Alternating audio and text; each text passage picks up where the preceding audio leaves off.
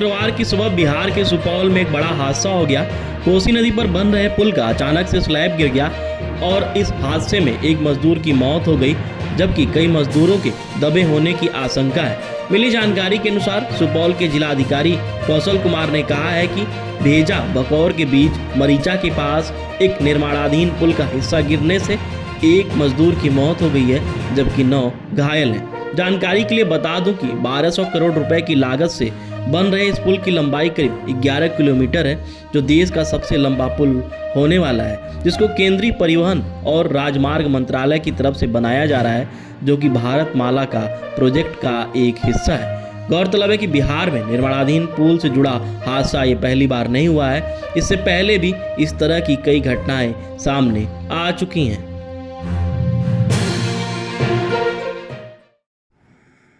कोसी नदी पर बन रहे बकौर पुल में सुबह सुबह हादसा हुआ है।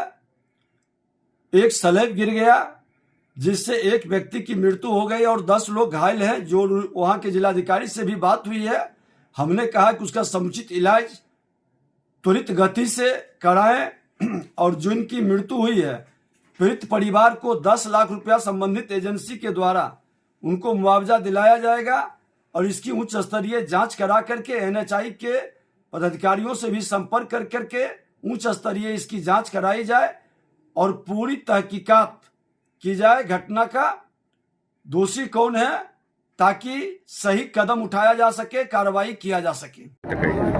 ये उनगांव सहरसा भारतमाला प्रोजेक्ट के तहत कोसी नदी पे एक ब्रिज बन रहा था, भेजा मधुबनी और बकौर सुपौल के बीच में।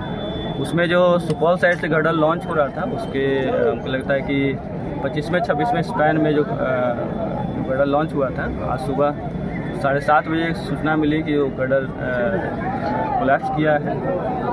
कोलैप्स के पश्चात हम लोग रेस्क्यू ऑपरेशन शुरू किए और 11 लोग उसमें से हम लोग रेस्क्यू किए हैं, जिसमें एक का डेथ हुआ है और 10 इंजर्ड हैं।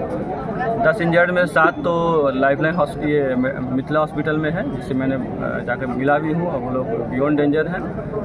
कोई हेड इंजरी नहीं है लेकिन माइनर इंजरी है और 3 जो है वो उसको सूर्या हॉस्पिटल भेजा गया है। उनका भी डॉक्टर बताएं कि वो भी माइनर इंजरी के लिए थे। इसके अलावा अभी मलबा गिरा हुआ है, क्रेन हम लोग मोबिलाइज किए हैं बकौर भेजा साइड से।